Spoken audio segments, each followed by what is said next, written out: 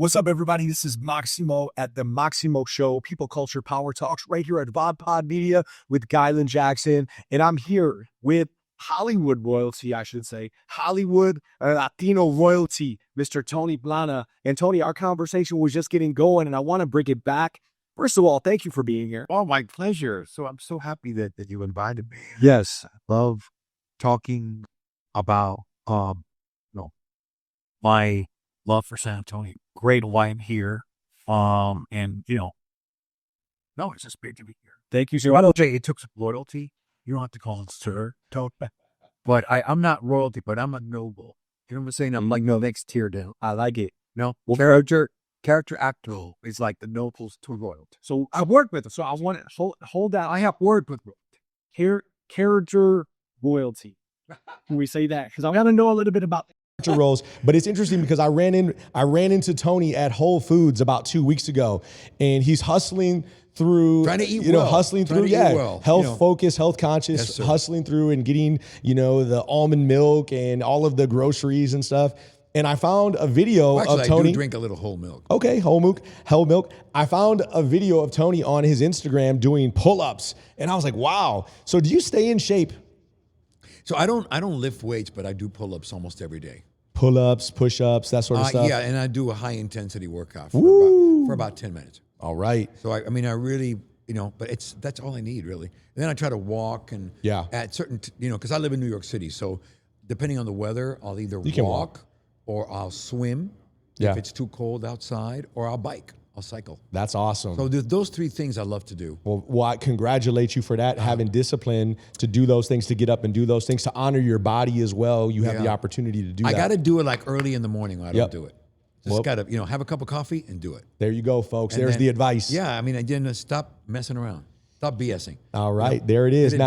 Now, before, we got going here just a bit, you were talking a little bit about how you got started as an actor. You mentioned you were in college and you thought about acting prior to then and trying a few things with speech and monologues and things of that nature.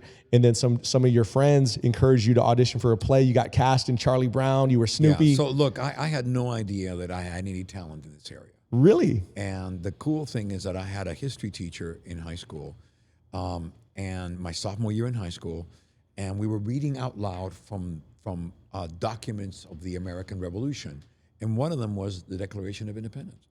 So I was reading it. When you were an English learner like I was, I was learning English at the time, still, working on it. But he, when you're an English learner, you try to read like perfectly phonetically perfect. Mm-hmm. So you mouth each word, and so on and so forth. So you sound a little mechanical. And he says, stop me. And he goes, okay, I just want you to take it back, read it again, and just read it because I believe you're an immigrant. Read it as if you were an immigrant, reading this document, and you had read it before, and now you're rereading it because this document is the reason you came to this country. Wow. From a country that was beleaguered by revolution and violence and persecution. And I was my first direction as an actor, and so I read it again, putting that kind of emotional connection, to it. And he said, "Come talk to me after class," and then he enrolled me in these contests.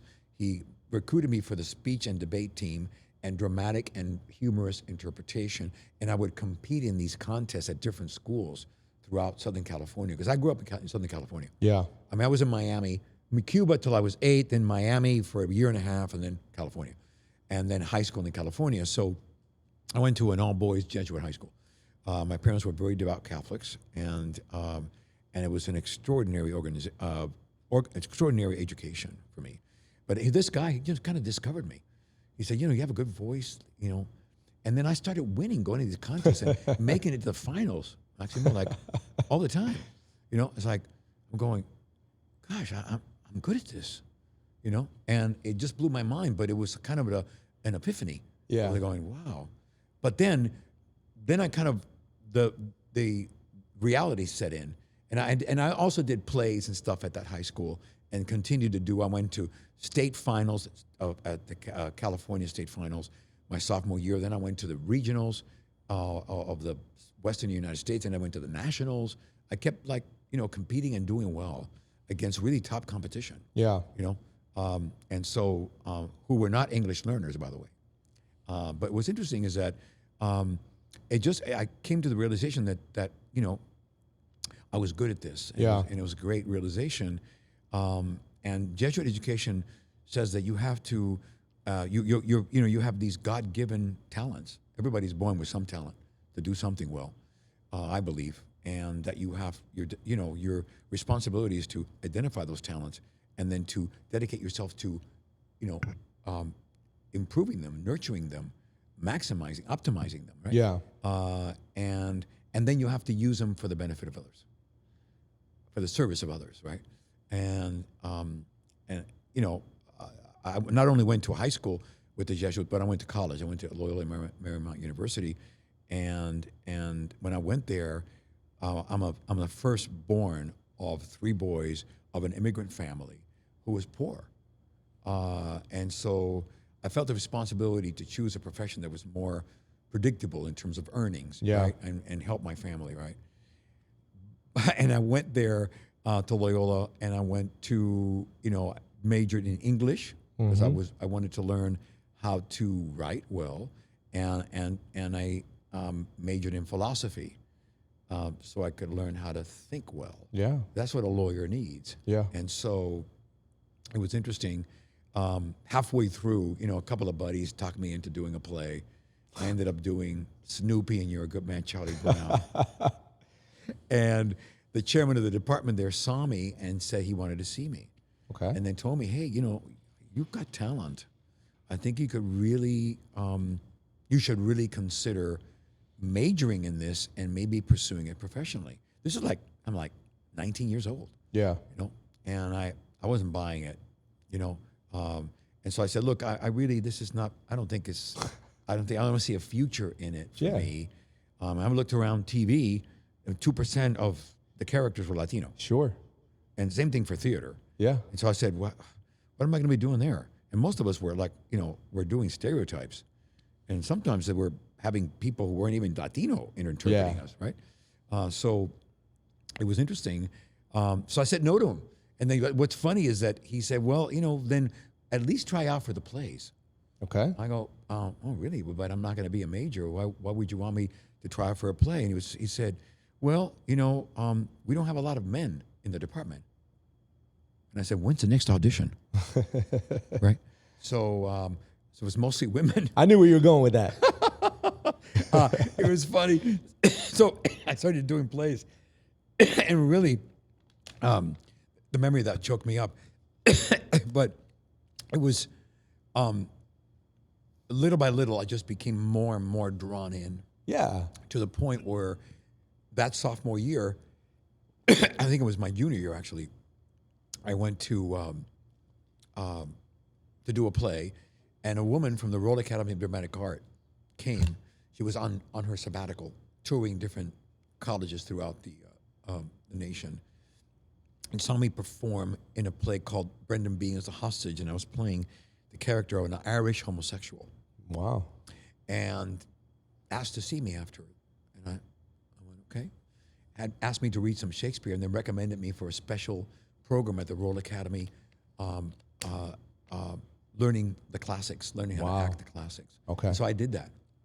I went over there and did that program, came back, finished college, and then started working professionally right after that. So at what point did you know you were in? Like, this is it. Like, Well, I'm committed to this. I was doing a play. The confirmation was the Royal Academy invitation. But I was doing a play, and I was on stage, and something happened. You had a realization in your mind. I had this like epiphany. Like, wow, I want to do this for the rest of my life. It was kind of like struck by lightning. I was doing a play called J.B. about Job, the story of Job, and I was playing the devil. Wow. And I had to do this dance in the middle of it. And in the middle of that dance, I was doing some dance because I was doing some sort of, santeria on the poor, hechiceria, more like it, on poor Job. And I just had this feeling like, my God, this is Yeah. sick. I'll never feel this way anywhere else. Yeah. And so that was the beginning of the end, or the beginning, depending on how you see it. But it was the end of, the lawyer thing. Yeah. And when people ask me, I go, you know what? I thought I wanted to be a lawyer. And then I realized I didn't want to be a lawyer. I just want to play one. Yeah. Well, you've done that quite a bit, Quite a few times. and I've seen a lot of his, if anyone's seen Mr. Plana's filmography, it's impressive. He's been up there with some of the best. Over 50 years, 5 decades of experience and television, film, the stage. Yeah, a lot of stage too, which I think is important for actors to know. Oh my gosh. A stage is where the acting craft is truly honed. Well, thank you for reiterating that to our audience as well. Yeah. Because I think that's Denzel Washington is also, I hear him often talking about. He just did Othello Yeah. on Broadway, and before that he did Raisin in the Sun, and he did The Osman Cometh by Eugene O'Neill. I mean, he's a real craftsman of the theater, and I did a movie with him. Well, you've done a lot of films. I did Which a one did movie. you do with him? It's called Roman J. Israel Esquire. Yeah, that's right. He got an Academy Award nomination for that. Yeah. It was kind of an autistic, on the spectrum lawyer, Yeah, black, and he yeah. had this big afro. Yeah, I remember the poster. And he had this encyclopedic memory for the law. Yeah. And fascinating character. Yeah. So for folks watching right now, give us a like, comment, share, subscribe. Folks, I'm in the business of conversation. I like to think we redefine the art of purposeful conversation here on the podcast mics. If you didn't know right now, if you didn't notice yet, Mr. Plana has this intensity and this passion and this depth that I think really you need to be successful in any craft. I mean, you don't just get by chance having over a 50-year career in Hollywood, on stage, Broadway even? I've done Broadway twice. Broadway a lot twice. Of off-Broadway. Off-Broadway. A lot of regional. Film, television. Yeah. Oh, a lot of television. Yeah, Ugly Betty, I think where... my credits on film and television is over 220 credits. Over 220 credits. So You probably have seen him in a little bit of everything. Yeah. I'll pop up on you Yeah. about 3 a.m. Yeah. So what would you say over that 50 years would you say that you are most proud of in your career? If you had to say maybe 1 or 2 or 3 moments or... I tell you, and I'm most proud of it, not only for what they represented, but also the satisfaction I derived from it, the fulfillment, was both series that I did for television, one for Showtime called Resurrection Boulevard. Wow. And it was about... I played the widowed father of 5 adult children in East LA who is an ex-boxer, and the family is in the boxing business. And so 2 of my kids are boxers. My oldest is a promoter, and I have two daughters. One is going to be a lawyer, was studying to be a lawyer, and the other one is just still struggling out of high school, really. But I mean, that was the first successful Latino-centric series in the history of television. And Showtime, to their credit, put it on the air for 3 seasons. No other Latino show had ever lasted that long. That's a long time. You can't really call Chico and the Man a Latino show. You know what I mean? It's Chico and the Man. You know what I'm saying? I mean, no offense, but this was a Latino family as the center of the story. Written by mostly Latino writers, with a mix, but Latino produced, Latino written, Latino acted. And we had a lot of Latino actors on that show, And so that's one of the things I'm most proud of, and one where I felt I derived the most satisfaction, because we were all in the mix of Latino culture, and making sure that how we represented ourselves, our culture, our identity with family and love of family and loyalty to family, how that defines us, And at the same time, what I love the most is that we were not stereotypes. Yeah, not tropes. We were multidimensional. Yeah.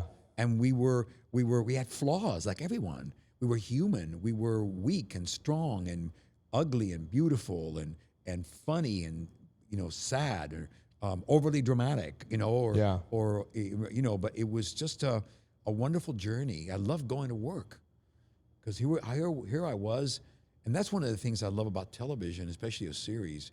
The second one, of course, is Ugly Betty, because again, I was a father, widowed father in a Latino-centric series, and that was the most successful Latino series of all time. Yeah, that's very well We had known. 17 million viewers coming out of the gate, and nothing like it. And we won Emmys, Golden Globes, all kinds of awards, SAG awards, and all kinds of awards. And so it was just a spectacular, experience. Again, redefining who we were. Yeah. Here's a Latina, chubby little Latina with braces and glasses trying to break into the fashion world of a fashion magazine. How iconoclastic is that? Yeah. But yet the issues we dealt with at home were very, in many ways, groundbreaking. My grandson was gay, and I kept going, what's wrong with the kid?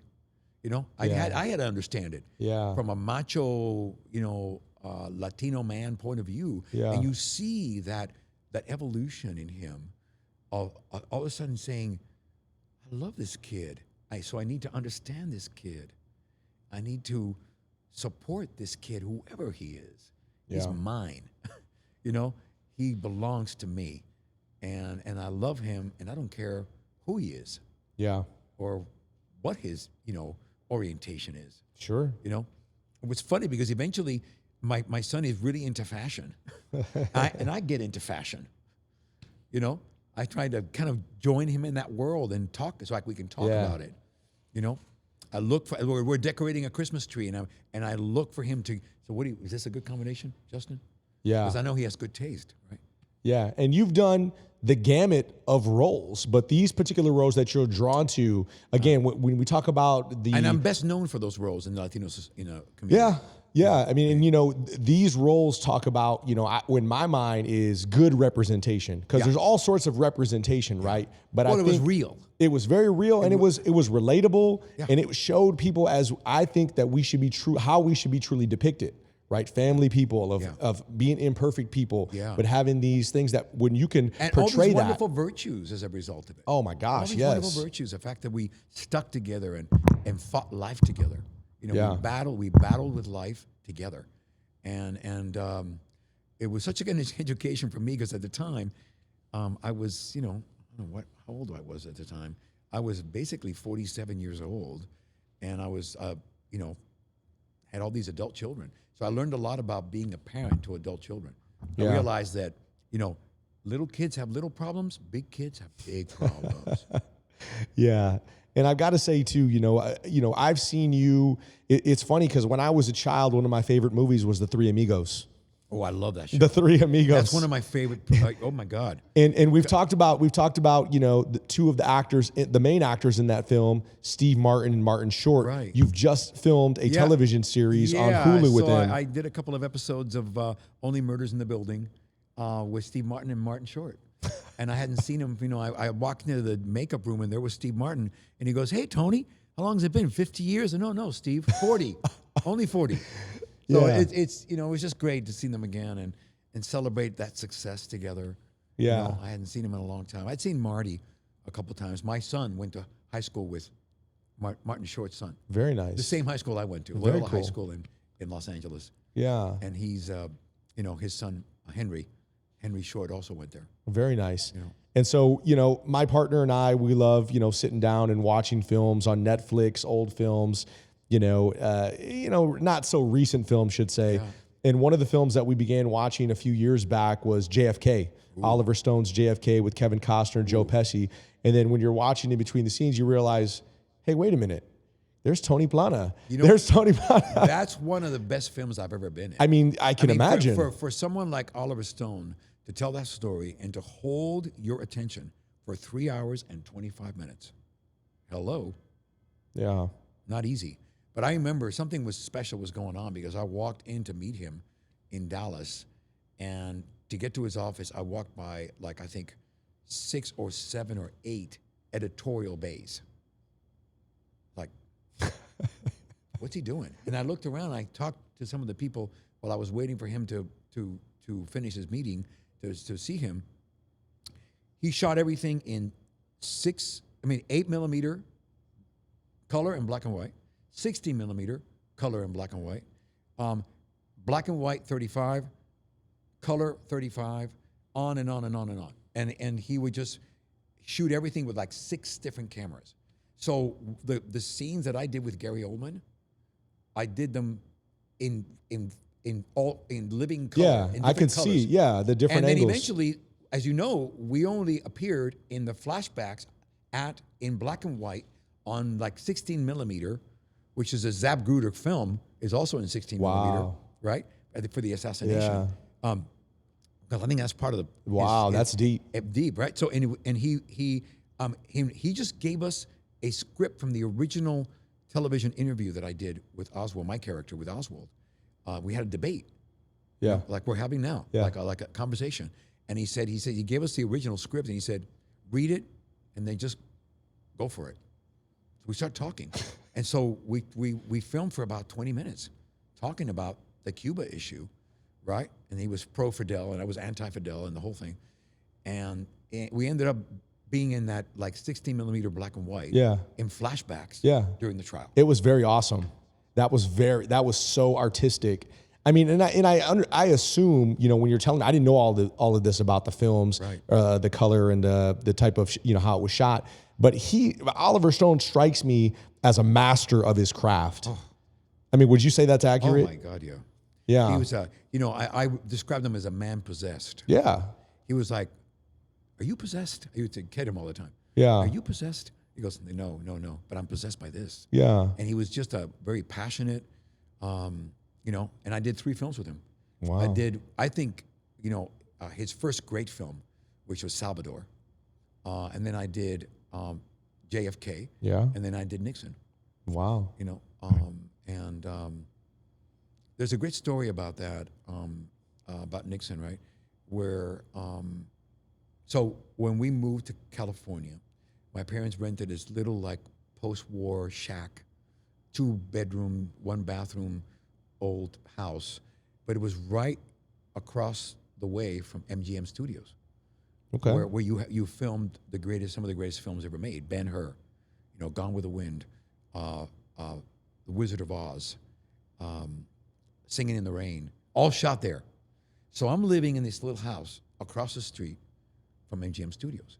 And I used to have a paper route.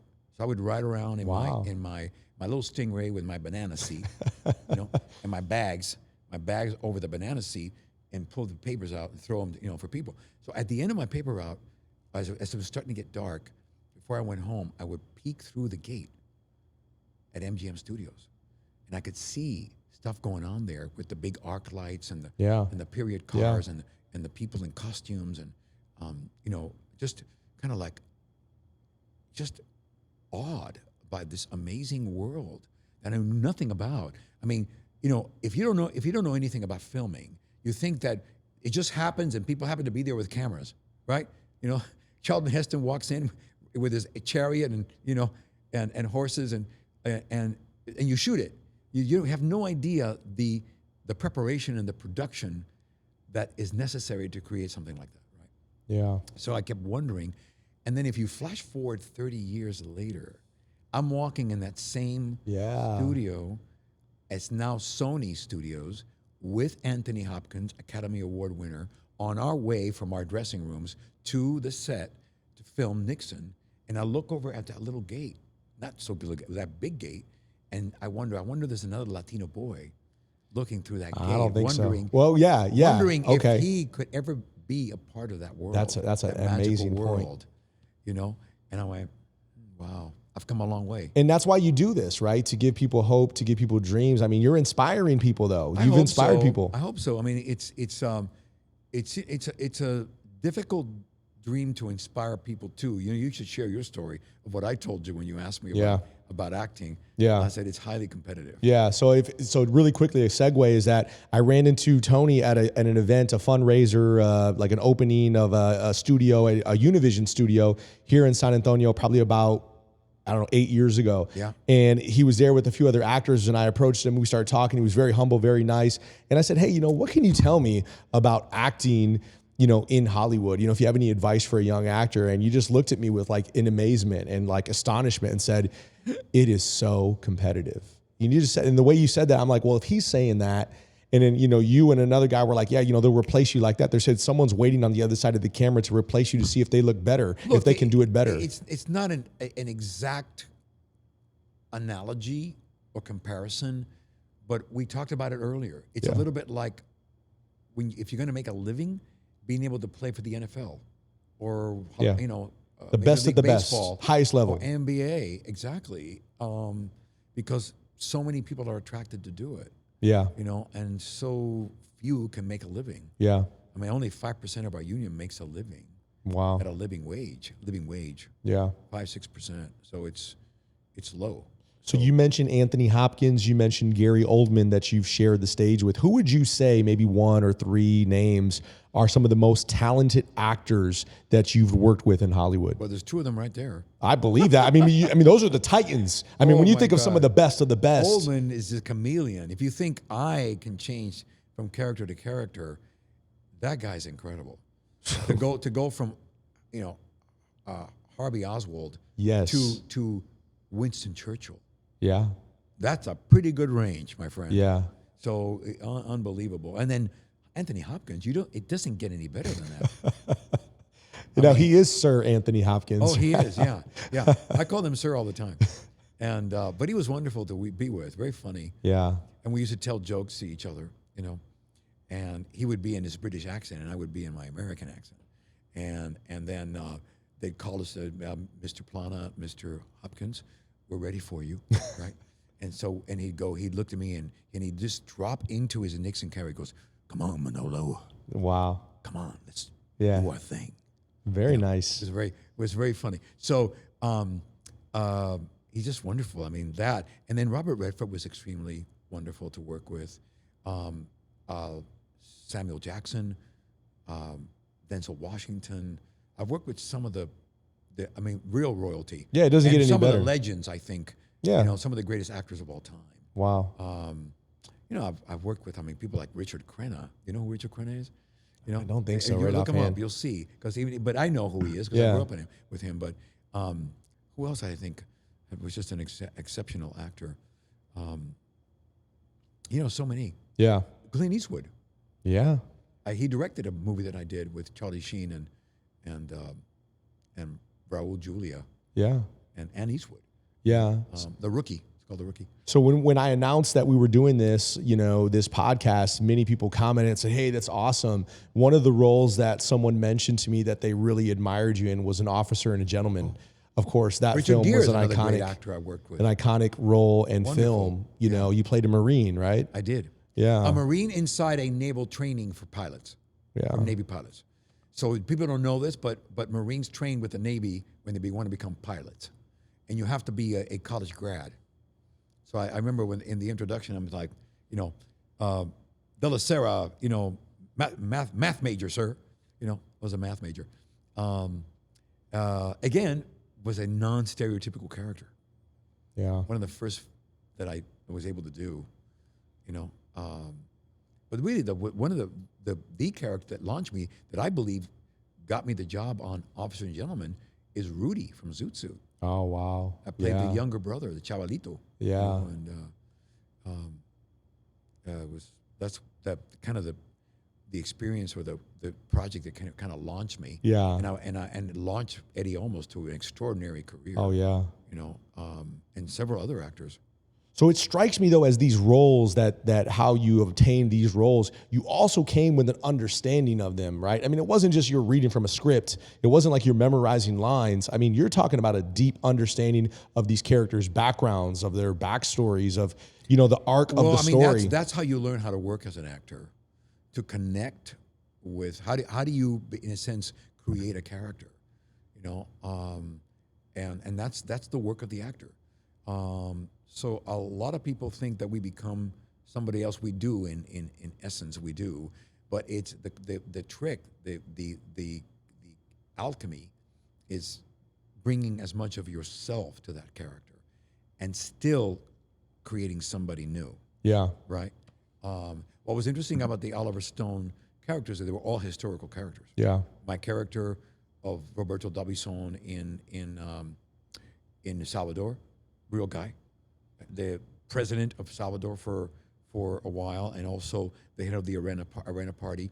The Arena Party was responsible for all the death squads that killed a lot of people, tens of thousands of people, massacred, disappeared in El Salvador. And then I worked with a wonderful actor, Raul Julia, Sure. on Romero, which was also about El Salvador. Yeah. And the massacres there that were happening in the mid '80s, and there's just so many characters. For example, the character in JFK, real guy, historical. Nixon had a Cuban valet for 20 years that lived with him in the White House, Manolo Sanchez, and that was my character. Yeah. In Nixon, just to watch him work was extraordinary. Yeah, these are great contributions again to the film industry, but also enter inside in people's homes and their hearts, right? Because I mean, that's we talk about our community being consumers of television, of Major film, consumers. of media. Yeah, More than they're giving credit for. exactly. More. Exactly. So a lot of people know who you are. They feel like they've gotten to know you through these roles. And I mean, you could tell. I mean, you were bringing it. You talked about character acting as well. Yeah, I think that what I was talking about is just the merging or the melding of who you are with who you're interpreting. Yeah. One of the things I'm most proud of is I've been able to navigate both sides of the aisle in acting, meaning not Republican and Democrat, but meaning comedy and drama, Yeah. right? So not all actors get to do that. Yeah. And I was able to do it with Three Amigos, with Born in East LA, for example, and different with Ugly Betty, which was very funny. The Resurrection was strictly a drama, but there was a lot of humor, but it's primarily a drama. I mean, Ugly Betty was a dramedy.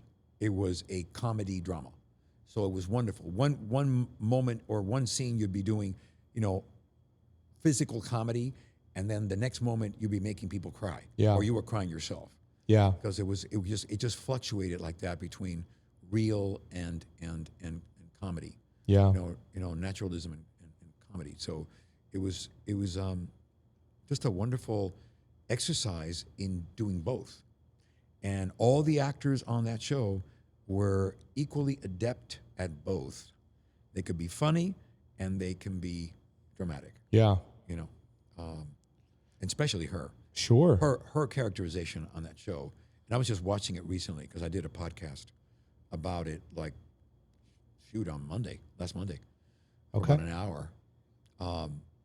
It looks like iHeartRadio is doing a podcast on Ugly Betty from the Latino perspective. Very nice. Yeah. I can see that going somewhere. Yeah. So it's the kid grown up, Justin, and my oldest daughter, Anna Ortiz. So just Mark and Delicato and Anna Ortiz are the hosts. Yeah. And I dropped in to talk for about Nacho. Very Nacho nice. Suarez, Papi. It was just an amazing experience to be able to visit that world again after so many years. It's been 20 years. Sure. Almost. Sure. And I've got to give a quick shout out to Teatro Audaz San Antonio. We have a project that I've co-founded called Audaz to the Max, Sketchy Nights in San Antonio. Episode 4 is coming up on Wednesday, September 17th at the Rah Rah Room here in San Antonio, just south of the North Star Mall. So if you're interested in some local sketch comedy, some local theater, Wonderful. you need to get out there and buy your tickets right now. And I mentioned theater because you founded the East LA Classic Theater. Correct. And I thought that was interesting because you talked about Born in East LA. We know about the Latino community in East LA.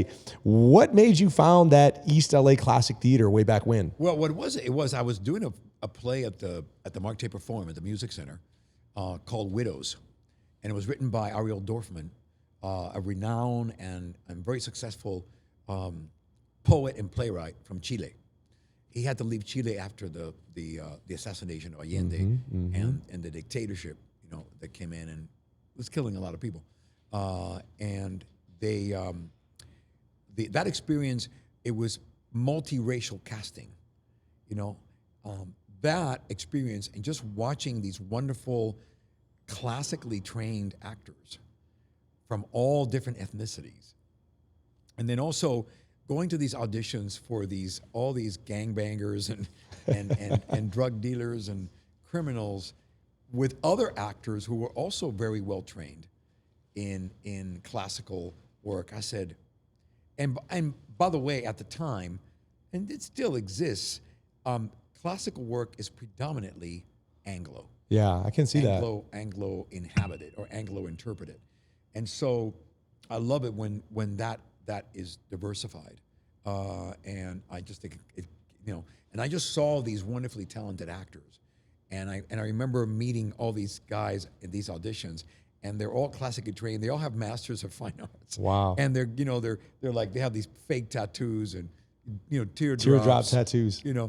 Hair nets, tank tops. And this whole thing, and doing push-ups before you go into the audition, to get your pecs up, whatever. And it was hilarious. But anyway, I said, we've got to do something about interpreting the classics, from our perspective. And that began this whole journey that I did for 16 years, Maximo, right there in LA. Yeah. It started in East LA because I love the idea of the kind of the clash conceptually between classics in East LA. Yeah. And so eventually what we did is we started to gear the company towards interpreting the classics from a Latino perspective, historically, for children. Okay. So it became more of an educationally focused company. And so, for example, I adapted Much Ado About Nothing, set it in early California, and we did it to mariachi music. That's cool. Yeah, that's very cool. And I adapted the play where I took out all the old archaic words that would not be understood by kids, and replaced them with modern language, so they could understand it, and simplified it so that they could get the story and follow it. Because Shakespeare is pretty hard to follow. Sure. It's hard to read it. Absolutely. And so I wanted to create kind of an initiation and introduction that was enjoyable and understandable and relatable to mostly children of color throughout Los Angeles. And we eventually I did a Zoot Suit Romeo and Juliet. I did a Spanish Conquest, Midsummer Night's Dream. We did a contemporary, kind of Luis Miguel pop version of Twelfth Night, with break dancing and rapping and all kinds of stuff. And we just had a ball. I love that. And we concised them down to like 60 minutes. And we did Shakespeare in an hour. So I would cut it down from 20, 25 characters to 10 or 11. So we took a lot of liberties, but I felt we really succeeded in again, making this an enjoyable experience and getting our kids to know these stories. Yeah. So the kids who saw it know what Much Ado is about. Yeah. And Romeo and Juliet, they know it. They, Midsummer, Twelfth Night. So they know these stories now. Sure. Because we introduced them to it. Sure. I felt that was a way of, in a sense, compensating for the extended exposure to theater and to literature that wealthy, affluent kids have by, opening up this world to our kids. Yeah. Who never go to the theater and never been introduced to Shakespeare. Yeah. So that's what I did for 16 years. And then the recession hit in 2008, and we had to move to New York to do Ugly Betty. Right? And so I had dropped it. I stopped it there. So that part of me that did that for 16 years in Los Angeles, again, it's that Jesuit kid who feels a need to serve others with my talents and what I know. Yeah. That's what I'm applying to our work with seniors here today. Yeah. I'm here because we're getting ready to do our 3rd annual San Antonio Awards. Yeah. At the Tobin, and it was that experience in Los Angeles that kind of helped me light the bulb of the idea of like, why can't seniors do this? Yeah. What we did with kids in LA, because besides the the exposure to the Shakespeare, we also created a curriculum where kids wrote their own little plays, 5-minute plays about their lives. And it was extremely transformational for these kids, you know. And, you know, that's one of the most, I think, significant experiences in my life of doing that in L.A. And I did it at the same time that I was doing Resurrection Boulevard and Ugly Betty, you know, in L.A. So you put in a lot of work. I did. I mean, it just fulfilled me in such a different way. And I was already established as an actor, and I was making a good living. And I said, it's time, you know, to help others the way I was helped when I was a kid. Yeah, so servant leadership, I'm hearing, giving back to the community, helping another underserved population that often gets overlooked. Tell us a little bit about Seniors in Play, when it was founded, its mission. Yeah, so we founded it in 2018, and it was just an interesting kind of serendipitous series of occurrences. People always ask me, like, what the hell are you doing in San Antonio? Yeah. It's like, they look at me like I almost asked you that. Well, I know, at Whole Foods, right? Yeah. So it's funny, but I think it's because people think that they think they think I got lost and ended up in San Antonio trying to find Austin. You know what I mean? It's like, what are you doing here? It's like, I like it here. Yeah. So it goes back to the story back in 1995. I did a movie in Eagle Pass, Texas called Lone Star. Okay. And I played a sheriff in Lone Star. And I was with my family because I had done a project in Australia, and I had been away from them for a long time. And then I got the offer to do something in Eagle Pass. I said, we're all going. Yeah. I want to be together. That's great. My kids were 4 and 1. I don't want to be apart from these kids anymore. Because, you know, when we're young, they change quickly. And you miss those times. You can miss things, yeah. You miss that time. And so I said, we're all going to be together. So we flew to San Antonio. We didn't even get off at San Antonio. We just got in a car and drove to Eagle Pass. And it was sometime in May, you know, and Mother's Day was coming up. My wife says, hey, what are we going to do for Mother's Day? I said, I don't know, let's see what happens here in Eagle Pass. What do they do? Where do they do? Where do they go, you know, for Mother's Day? So I asked a couple of locals, and they go, we go to Walmart. She said,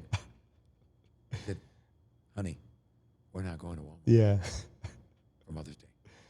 You better rent a car and let's go to San Antonio. There you go. And then we ended up at Boudreaux's. Okay. Having some of the best cod we've ever had. Yeah. The kids were out there on the patio outside. Yeah. Checking out the floats and you know, and people, and they just loved it. And we loved it so much we discovered, you know, the Venice of the Southwest. Yeah, that's what they say, yeah. Right.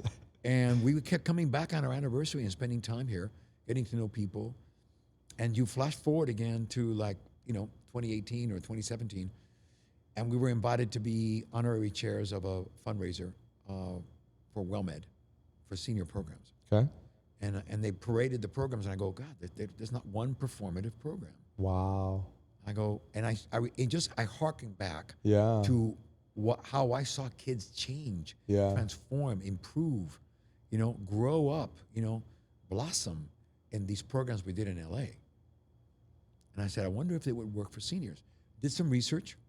In fact, other people had tried it, but very minimal experiments, few and far between. And I wrote a proposal to WellMed Foundation. Okay. And they funded it. Wow. I go, whoa, okay. You know, meant to be. Yeah. And so we did it at Griffin and at Lopez, both WellMed senior centers. It went beautifully. It took off. You know, we all of a sudden, you know, here's another like serendipitous thing. A guy named Bill Gundry came in. I was auditioning or basically interviewing teachers to teach the class. And he walks in. He's a little older than me at the time.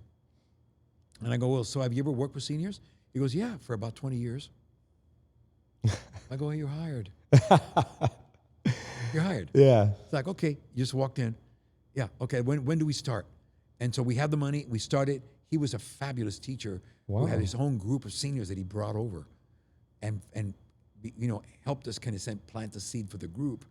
And then it was going very well, but WellMed didn't have the resources at the time to continue with the class. And so I started going, hey, seniors said, we need this. Yeah. I saw the benefits. I said, we're going to do it more. I started getting to know the elected officials in the city, elected officials at the county, and little by little we got some money. Yeah. And in 2019, we're about to launch 6 different senior centers. COVID hits. Oh, yeah. Everything's closed. Yeah. The seniors were calling us, hey, we still have to get together. We miss it. We need I can this see more that. than ever. Yeah. So we found this amazing organization called Senior Planet. Okay. You know, they outfitted all the seniors with devices, trained them in the device, improved their Wi-Fi connectivity, improved their microphones, lights, and cameras. Yeah. And everybody was on the same playing field. And we worked online with these seniors for 2 years. And I wasn't doing anything.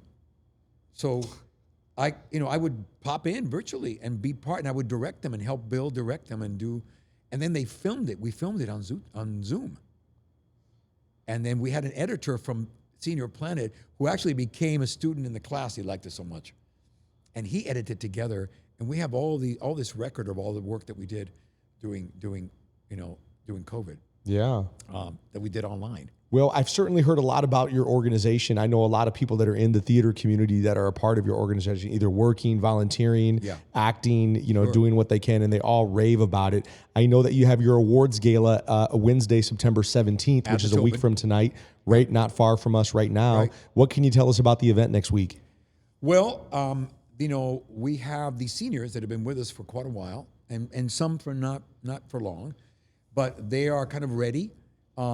They became part of an ambassador's troupe, and they work on material that they tour to the different senior centers. This group of seniors is going to be performing pieces, what we call pieces that are senior relevant, about different aspects of senior existence, of senior life.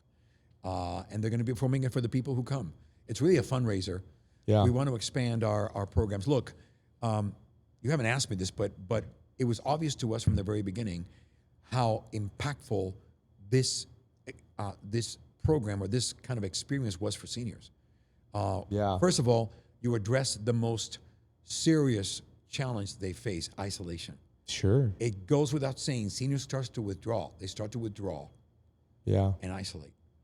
And isolation is a killer.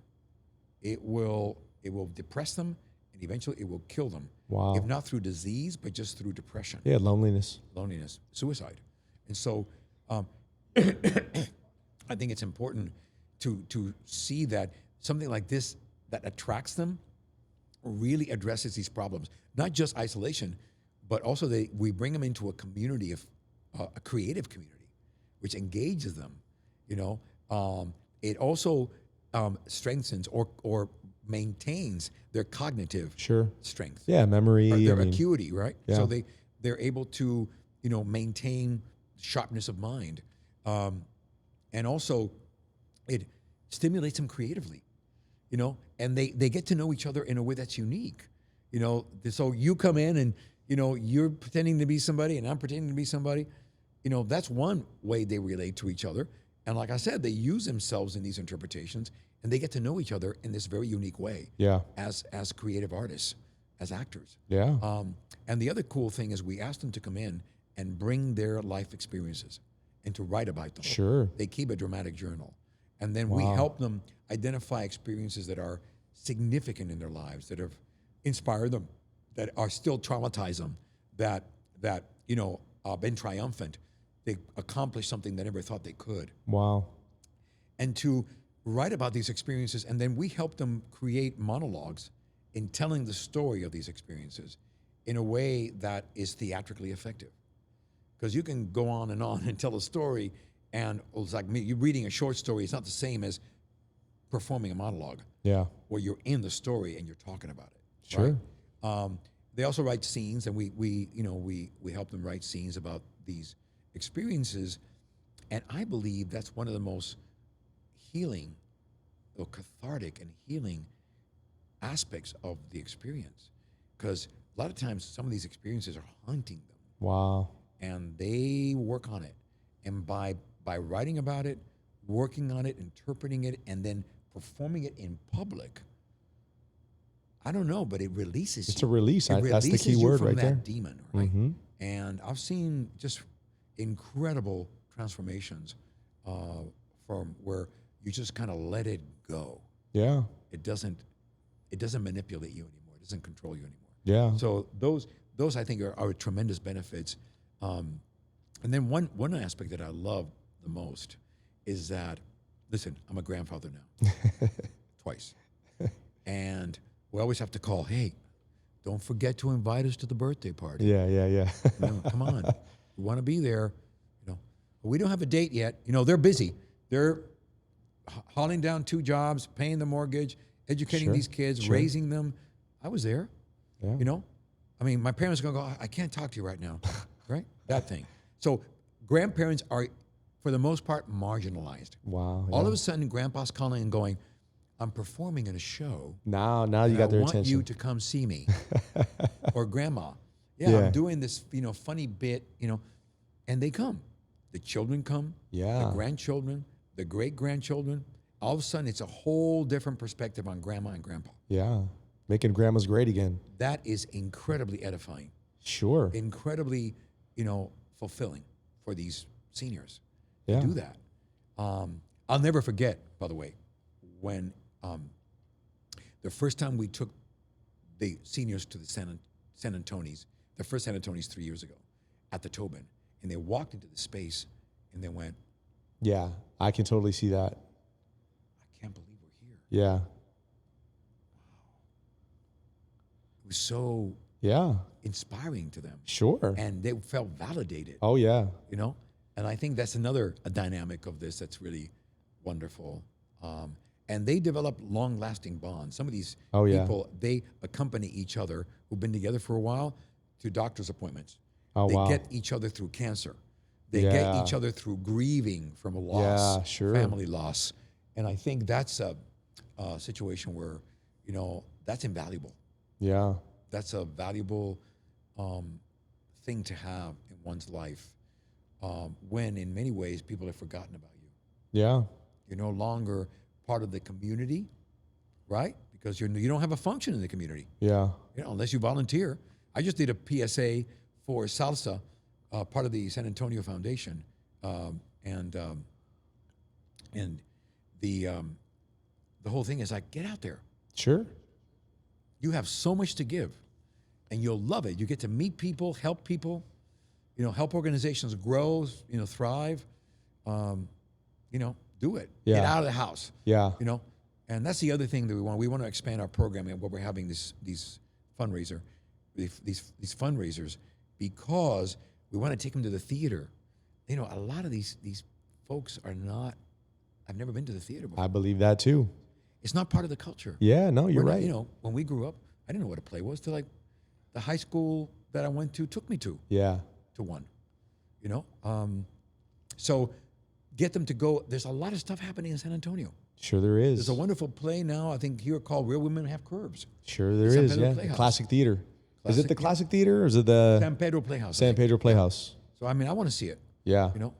And I think it's a wonderful thing for them to get out of their little comfort zone, apartment or house, to the center, to the doctor, back to the center, maybe to church, center, but no, get out. There's a lot of stuff out there. Beautiful venues, beautiful performances, and it just opens up their world. Oh my gosh, yes. So we like that aspect of expanding their world and getting them to appreciate, theater, Yeah. performing arts. Oh my gosh. They went to the first ballet this year, the Nutcracker. They've been to Palabolas, which is this incredible kind of Cirque du Soleil type dance troupe from New York. They did a workshop with these guys who stand on one finger, and it's like ridiculous what they do with their bodies. But and so their life becomes more interesting, Yeah. more diverse, Sure. more rich. It's a new sense of purpose. It is, Yeah. and pleasure. Sure. And pleasure. Yeah. And so we're raising money to pay for transportation, free tickets, and their most important concern. Yes. Where are we eating? No. Where are we eating? Where's next? dinner? Yeah, where's dinner? So we take them and then we use that time to kind of process the experience. Yeah. Teach them how to parse it out and derive meaning or insight into themselves and into what that author is communicating. Yeah. So that, and then we also have storytelling, forums at the centers.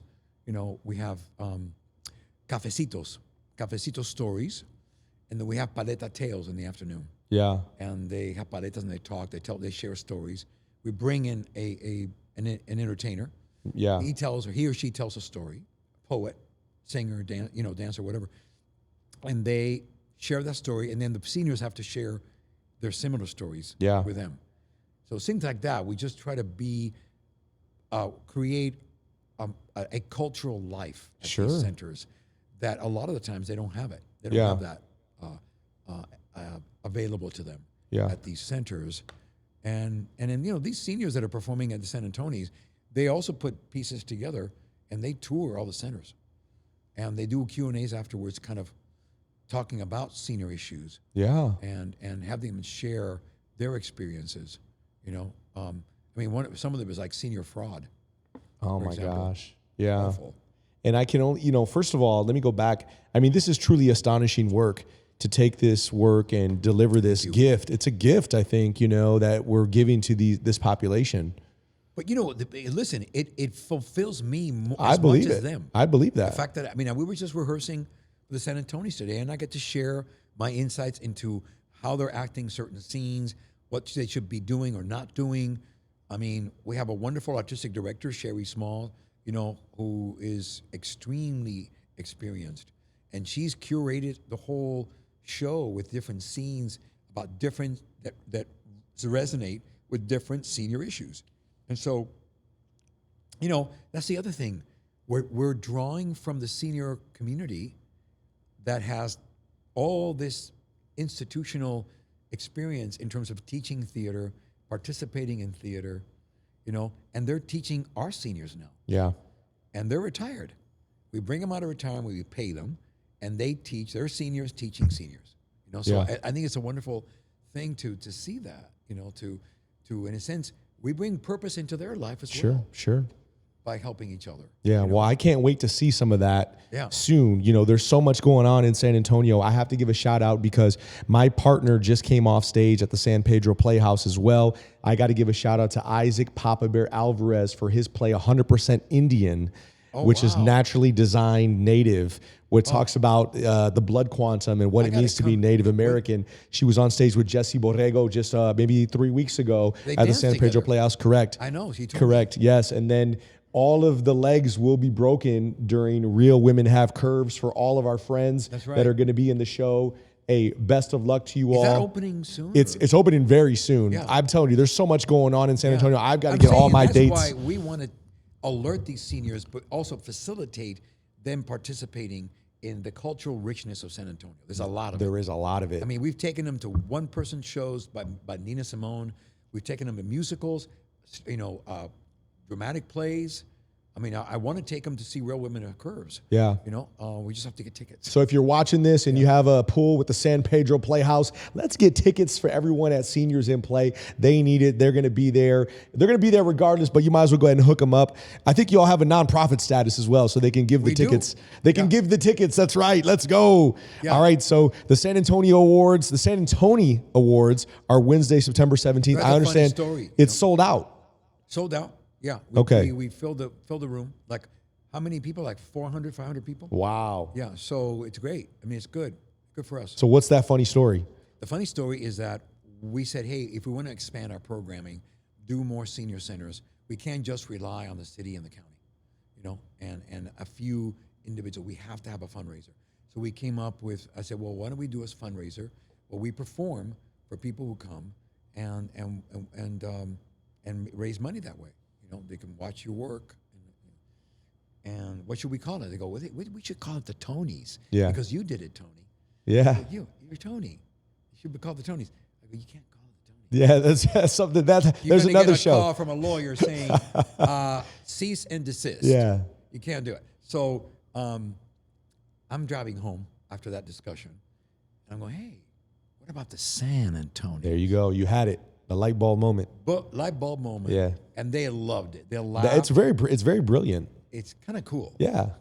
That way. And so that's what we're calling it. Well, and it's not competition. Sure, it's not. Celebration. Yeah. It's admiration. It's gratitude. It's elevation of these seniors. So how can people still contribute? And our supporters, of course. Can people still contribute to the nonprofit, the organization? Yeah, I mean, they can't get a ticket. They can go on our website, correct? So on the night is Big Give, right? The night Okay, yeah, the Big Give's coming up is right. Yeah, a week from today. All right. That's Big Give, so you can give there. But there is a giving, Component, option there, component in the seniorsinplay.com, and you can also see some of our work there, and our photos from our events and stuff. Very nice. But that's what I'm saying. It's like one thing led to the other. And that's one of the reasons I love San Antonio so much, and all that. People here are humble. Yeah. Oh my gosh. Yes, they are. They're humble. And they know a good idea when they hear one. Yeah. So I have never gotten a no. It was all yeses. That's why we're here. Yeah. So I'm telling you, I've done nonprofit work in LA and in New York. It's a whole different ballgame. Hard living. It's hard living. Here it was like the mayor, Mayor Ron and his wife Erica supported it. The council got behind it. The commissioners of the county. Sure. Unanimously, from everybody from Moody to Calvert to Rodriguez to Clay Flores to everybody. Yeah. Judge Sakai, everybody has been so supportive, and they're the reason why we're sold out. Yeah. So we got to know, you've got to know that Mr. Tony Plana is invested in San Antonio when he can recite all the Bexar County commissioners by name. I mean, come on now. This he's not messing around. He gets mail here. He gets mail here in the city. Oh my God. Yeah, for sure. But hey, listen, Tony, I really appreciate you. Yeah, Tony. Okay, Tony, what do you need? Well, hey, we appreciate you being here. We wish you all nothing but success. Seniorsinplay.com. Go to them right now. Make a donation for the Big Give. We wish you many years of success well beyond this year. But y'all have definitely come up. I recognize your organization, how it started and how it's continued to grow. You've got a lot of eyes and ears on you all. Y'all are doing phenomenal work, and we appreciate you being here. It takes that word of mouth. Because, we were just having breakfast and some Latino senior comes up to me and goes, "Hey, I love your work, man. That's great. Hey, you got any pointers? I'd love to try it." I go, "Yeah, well, I got 16 options for you, 16 centers where you can do it." That's amazing. That's why I'm here. Yeah. And we give him a little brochure, and I'm hoping we goes, "Where do you live?" And we go, "Yeah, right here." There's the closest one. Closest one. Yeah. There you go. Awesome. So it's available. By the way, we're a model city. Yeah. Model city. No other city has this kind of programming offered systemically. Wow. At the county and city level. Wow. Well, So just astonishing, it's amazing work. It's a first for any city. First of its city, so it'll be done. It'll be maybe redone again somewhere. And we're starting a veterans class this year, which I'm really, really proud of and really excited about. We're partnering with Endeavor and hopefully some more vets and vet supporters. And it's a military city. Sure, I've is. been dreaming about this from the beginning. Yeah. And it's not going to be just for seniors. It's going to be cross-generational, from kids to seniors. Yeah. Excited about that, and maybe, hopefully, raising some money to do an online option for those seniors that are not mobile. Yeah. They can't get to the centers. Yeah. We'll be on your little device, just like we were during COVID, and you can just be part of the class. Yeah. We'll teach a class online. Things like that. I think any way that we can reach seniors and make them feel less, less disconnected. Yeah. And more important, more significant. Sure. Because I tell you, they feel alive and kicking and vibrant. Yeah. Creative, and it's like anything. Yeah. You create something with others. It's a powerful experience. Amazing. It stays with you, empowers you. Sure. Memorable work, and thank you so much for those contributions. I got to say, Tony, you're an inspiring guy. Oh, thank you, man. I don't say that a lot to a lot of people. I mean, Guyline, I tell him every day, but you're an inspiring guy. God, you inspire me. There you go. Woo! Yeah. And so we're gonna close. Last 60 seconds, I'll give to you, sir. Any closing words, any parting wisdom you'd like to give for our viewers tonight? Look, and this is I've been using this joke for a while, so people have heard it already. But, I am 73 years old. I'm a little past halfway through the fourth quarter. So 0-20 first, 20-40, then you have your little midlife crisis. 40 to 60 third quarter, 60 to 80 fourth quarter. And after that, it's sudden death overtime. Right? You better stay in shape because it's the end of the football game and anything can happen. So and you declare a victory or whatever or a goodbye. And so at this time in my life, I'm less attracted to building a resume and more attracted to leaving a legacy. Yeah. And leaving the world better than I found it. And I think this to me is very fulfilling work, and it allows me to use aspects of myself that I never used as an actor. Maybe in aspects of it, like we discussed, when I'm doing different characters, but not in real life with real life consequences. It's probably, besides raising a family, 2 kids, and having a successful marriage for 37 years, besides that, I couldn't be more proud of what we're creating here. Yeah. And I couldn't be more fulfilled by it. I spoke at the NAREP event a couple of weeks ago, and I said to them, I go, look, if you're looking for happiness, it's waiting for you in serving others. Wow. I said, if we all practice that, we'll all triumph. Yeah. We'll all win. Yeah. And that's those are the words I want to leave you with. Nice. Nice. Happiness is there. It's not, it's not about you. It's about others. Yeah. Yeah. Serving others. Awesome. Amazing. Well, those are remarkable closing words. It's been a great show. Thank you so much for joining us, Tony. We appreciate you being here. Great interview, my friend. Hey, I appreciate you. Thank you, sir. Thank you. Yeah, the San Antonio Awards, Wednesday, September 17th, right here, downtown San Antonio at the Tobin. We got to give a big shout out to Guyland Jackson right here at VOD Pod Media. Like, comment, share, subscribe. We'll catch you next time right here at the Máximo Show, People, Culture, Power Talks. Have a great night, y'all. Thank you.